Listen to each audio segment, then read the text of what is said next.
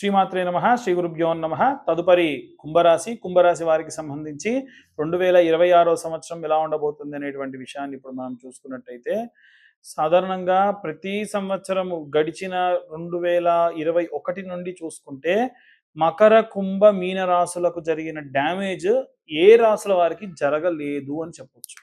అంతో ఇంతో ధనుస్సు, వృశ్చిక రాశి వాళ్ళకు కూడా కాస్త ఏమన్నా ఇబ్బంది జరుగుంటుంది. అయితే ఇక్కడ మనం ఎందుకు ఇలా ఈ కుంభరాశి వారికి ఉంది అని చెబుతున్నామంటే, గత సంవత్సరంలో ఈ పంచగ్రహ షష్టగ్రహ కూటమి అంతా కూడా కుంభరాశిలోనే జరిగింది. వీటితో పాటు మకర కుంభరాశులకు ఈ యొక్క ఏలినాటి శని ప్రభావం అనేటువంటిది ఒకటి వచ్చింది. అమ్మ ఇది అయిపోయింది అనుకుంటే శని తిరోగమనం, చాలా అరుదుగా శని 2 అడుగులు వెనక్కేస్తాడు. అలా వేసిన కారణం చేత కుంభంలో మళ్ళీ తిరిగి రావడం జరిగింది. అయితే లగ్నంలో శని లాభిస్తాడు, కానీ ఈ లగ్నంలో ఈ యొక్క రాశిలో ఈ యొక్క గోచారంలో మాత్రం శని అక్కడ ఏ యోగం ఉంటే అదే వర్తిస్తుంది. ఇప్పుడు ఉదాహరణకు చెప్పాలనంటే మీన రాశి వాళ్ళకి ఆ యొక్క మీనంలో శని ఉన్న కారణం చేత శని చండాల యోగం ఉంటే ఆ యోగాన్ని అనుభవించాల్సిందే. అది పెద్ద మాత్రంగా చిన్న మాత్రంగా ఉంటుందా అని సంబంధం లేదు. ఉదాహరణకు యాక్సిడెంట్ అవ్వాలి అంటే అవ్వాల్సిందే, ఆపరేషన్ జరగాలి అంటే జరగాల్సిందే, ఎవరికైనా సరే కుటుంబంలో గొడవ జరగాలి, కొట్టుకోవాలి అంటే జరగాల్సిందే. అది ఎంత మేరకు జరుగుతుంది అంటే వారి యొక్క గ్రహస్థితులను బట్టి జరుగుతుంది. అందులో భాగంగా ఇప్పుడు ఈ 5 గ్రహాలు సంచారం చేస్తే కూడా ఒక గ్రహంతో ఇంకొక గ్రహం అనేటువంటిది పడక కాన్ఫ్లిక్ట్ అనేటువంటిది జరుగుతుంది. అలా జరిగినప్పుడు విపరీతమైన ఇబ్బంది. సాధారణంగా సూర్యుడు మకర కుంభంలోకి ప్రవేశించినప్పుడు ప్రశాంతంగా ఉండడు. చంద్రుడు కూడా అంతే. శని గ్రహంతో కలిసి ఉండేటువంటి శని ఇంట గనక సంచారం చేస్తే ప్రశాంతంగా ఉండడు.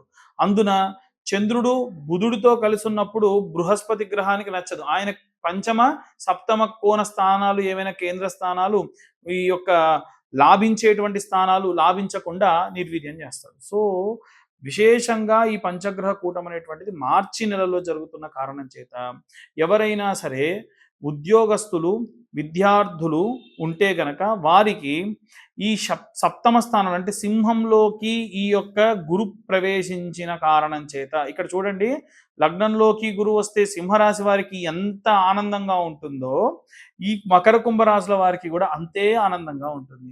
అదేంటండి ఎందుకు అంటే, గురువు సింహంలో ఎప్పుడూ లాభిస్తాడు. సో ఆటోమేటికల్గా కుంభరాశి వారికి కూడా చూసుకుంటే సప్తమ స్థానంలో గురువు లాభిస్తాడు.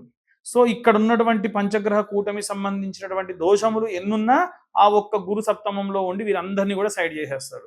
సో కాబట్టి ఇలా అమ్మ ప్రశాంతంగానే ఉందిగా, మరి లెక్క ప్రకారంగా ఏమైనా నూతనమైనటువంటి స్కూల్స్ పెడతామని కొంతమంది, ఫ్యాక్టరీలు పెడదామని కొంతమంది, లేదా ఏదైనా ఇండస్ట్రీలకు వెళ్దామని కొంతమంది ప్రయత్నించకండి. దానివల్ల ఏమంతా ప్రశాంతంగా ఉండదు, ఇంకా సమస్యలు కొని తెచ్చుకున్న వారే అవుతారు.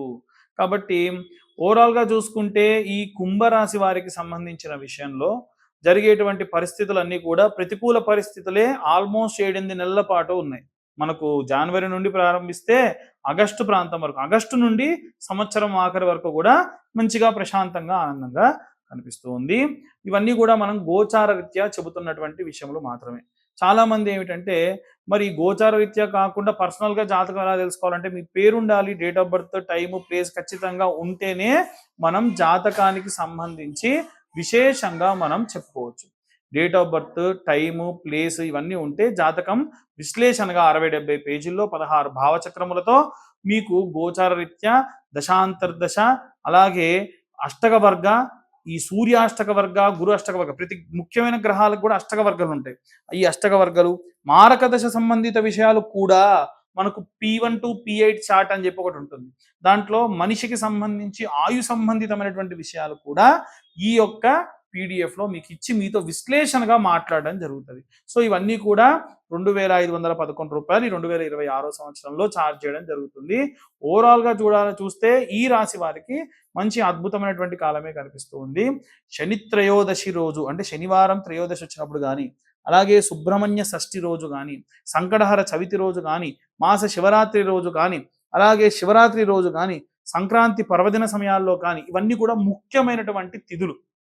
ఇప్పుడు నాగుల పంచమి, అలాగే మీకు నాగుల చవితి, అలాగే సుబ్రహ్మణ్య షష్ఠి, ప్రతి నెల వచ్చేటువంటి సంకటహర చవితి, అలాగే మనకు ప్రతి నెల వచ్చేటువంటి మాస శివరాత్రి, పౌర్ణమి, అమావాస్య. చూడండి మనకు నెలలో ఒక 7 రోజుల పాటు మనకు మంచి మంచి తిథులు వస్తాయి.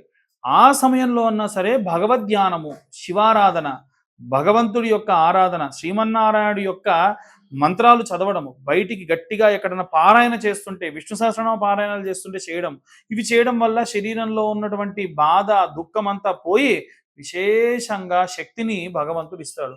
సో ఈ ప్రకారంగా అందరూ కూడా ఆచరించండి. సర్వే జనా సుఖినో భవంతు. స్వస్తి.